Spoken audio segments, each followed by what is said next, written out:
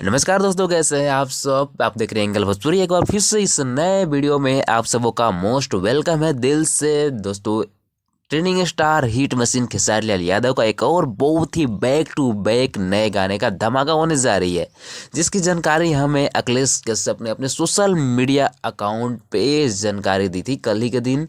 जो कि उन्होंने बताया था कि आज ही के दिन खेसारी लाल यादव का नए गाने का पोस्टर अंकिता फिल्म्स पे रिलीज हो सकती है। जी हाँ दोस्तों, आप नीचे जाकर के मतलब सोशल मीडिया पर जाकर देख सकते हैं कि अंकिता फिल्म्स यूट्यूब चैनल पे कि ये गाने की पोस्टर रिलीज हुई या नहीं।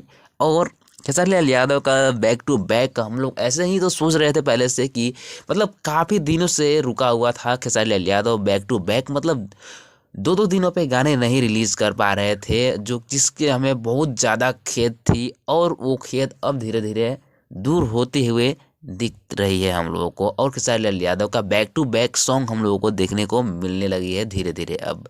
वैसे आप कितना मतलब एक्साइटेड है इस गाने को सुनने के लिए, जो कमेंट के जरिए हमें ज़रूर बताइएगा। तब तक के लिए जय